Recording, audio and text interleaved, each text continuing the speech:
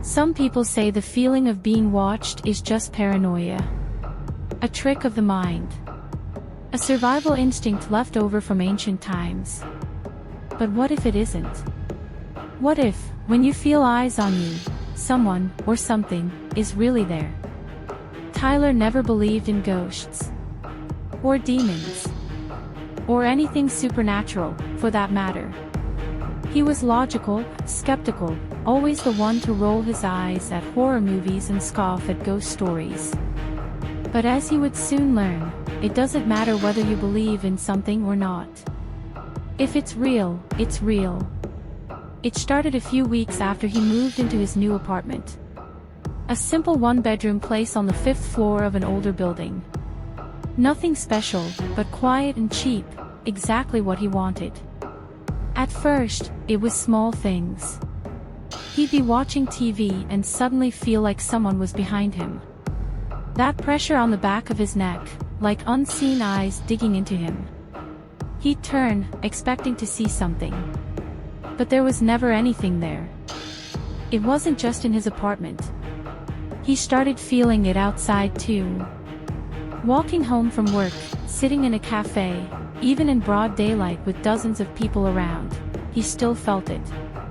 Like a shadow lurking just beyond his sight. One night, while brushing his teeth, he caught movement in the mirror. A dark shape in the doorway behind him. He spun around instantly, nearly dropping his toothbrush. Nothing. Just the dimly lit hallway. Empty. Silent. He laughed it off. Maybe he was just tired. Maybe his mind was playing tricks on him. But the feeling never went away. In fact, it got worse.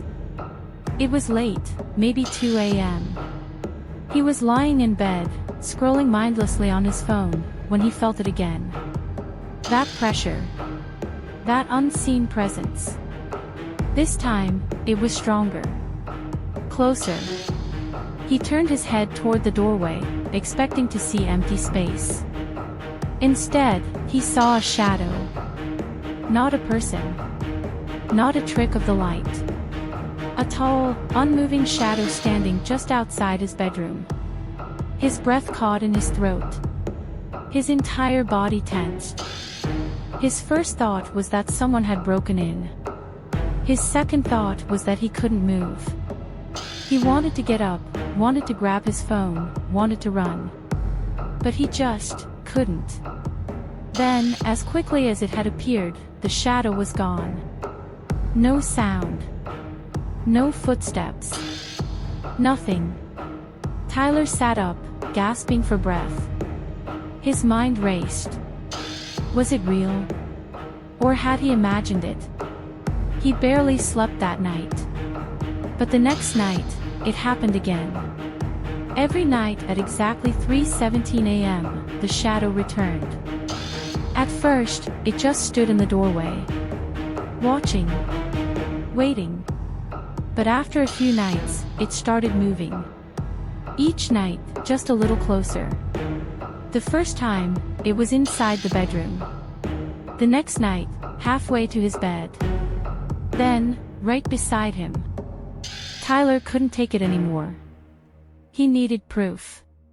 He set up his phone to record while he slept. He told himself that when he woke up, he'd check the footage and see nothing. That it was all in his head. But when he woke up the next morning and pressed play, his stomach turned to ice. The first few hours of the recording were normal. Just him, shifting in his sleep. The room dark and still. But then, at 3:17 a.m., the screen flickered. And suddenly, the shadow was there. A black, featureless figure standing in the corner of the room. Motionless. Watching. He felt sick. He rewound. Watched it again. And again. And again. The shadow never moved. Never made a sound. But the worst part. He had never woken up. He should have felt it. He should have sensed it standing there, so close. But he didn't. And that's when he realized it had been watching him for weeks.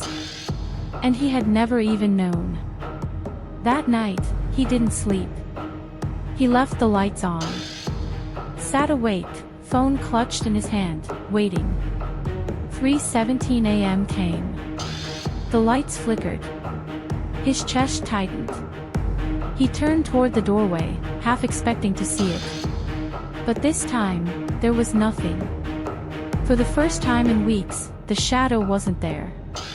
No presence. No pressure. Nothing. He exhaled in relief, laughing at himself. Maybe acknowledging it had been enough to make it go away. Then he looked at his phone screen. And his heart stopped.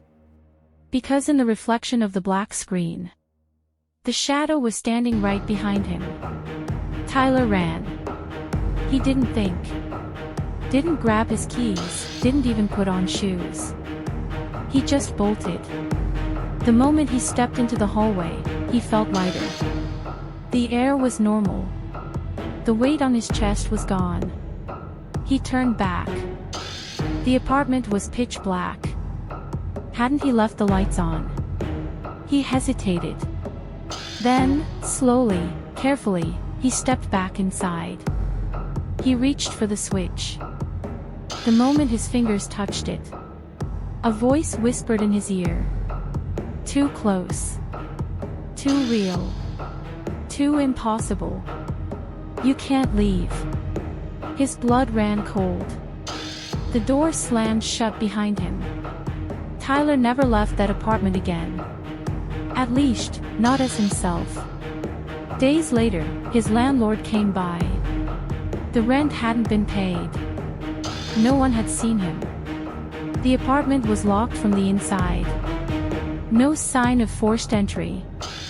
No sign of struggle. But the lights.